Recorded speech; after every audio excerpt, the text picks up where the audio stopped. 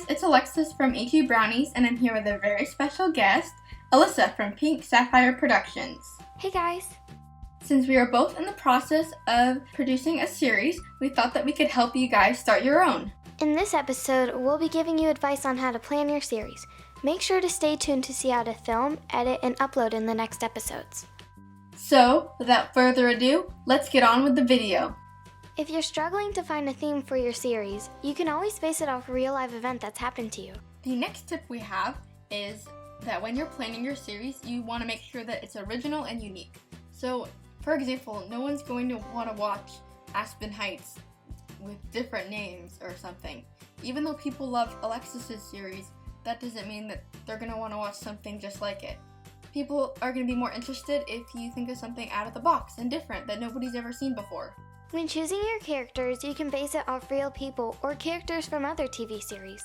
The fourth tip that we have, I actually used when I was planning out my series, Pixie Place. So, once you have an idea or a concept that you want to focus on in your series, like in Pixie Place, fairies and pixies, try to change something ordinary about your topic to be the opposite of what people would expect what they see in other series. For example, fairies and pixies are usually like nice, sweet characters, but in this case, they're actually both evil, and it's a different character that is the protagonist. So you know how sometimes in books, the description of the setting is so good and so realistic that you actually feel like you're inside the story? Well, that's kind of like what you want to do with your series, except the viewers can actually see the setting and the props. For example, let's say you were making a series about a camp.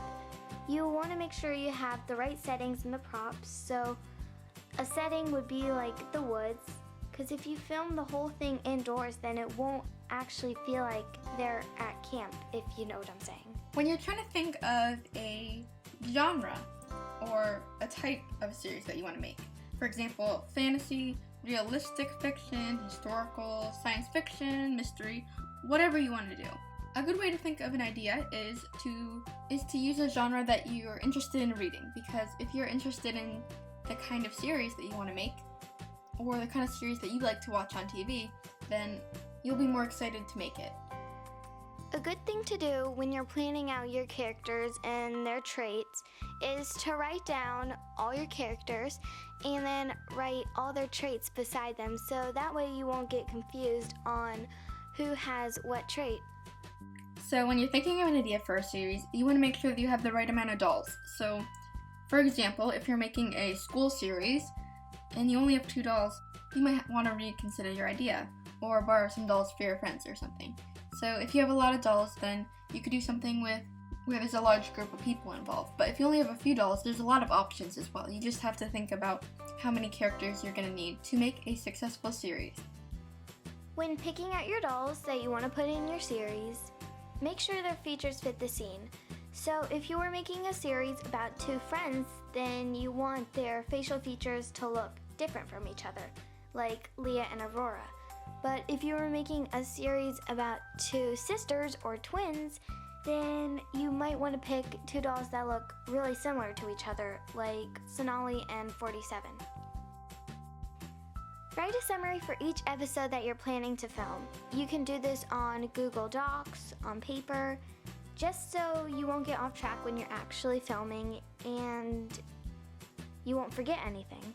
So I don't know if this is a common thing that people do, but after I write out my scripts, I like to read these scripts out loud to myself. So this might sound weird, and sometimes my parents walk in and they're like, "Why are you talking to yourself?" The reason I like to read my scripts out loud to myself, you want to make sure that the way you talk for your dolls is the way that people talk in real life. So that's why I like to do that. And I hope that it will help you guys as well.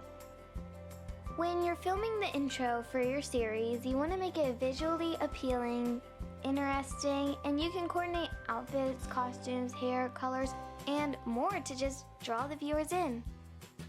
So you've already written your script, and let's say you're ready to film or you're in the middle of filming, and you say a line, but it sounds really weird or it doesn't go with the line before it or something, feel free to change it. It's okay, you don't have to stick exactly to the script. I improvise all the time. Now, this is a really, really important tip, and it's to make sure that the first episode of your series is really exciting and it has a cliffhanger, so people will stay tuned and want to watch more of your series.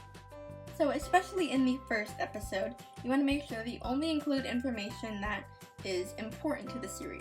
So a lot of people like to make really long episodes of series, and I'm fine with that, as long as there's not a lot of access information or whatever, you know? For example, this is a bad example of what not to do. In the first couple episodes of Pixie Place, I focused a lot on Melody's mom, her adopted mom, who was really never in the series again. So I recommend only including the characters that are important and so that people will stay engaged the entire episode. Thank you guys so much for watching, and make sure to stay tuned because the next episode will be about filming your series, which is the most exciting part. And we will see you guys next time. Bye!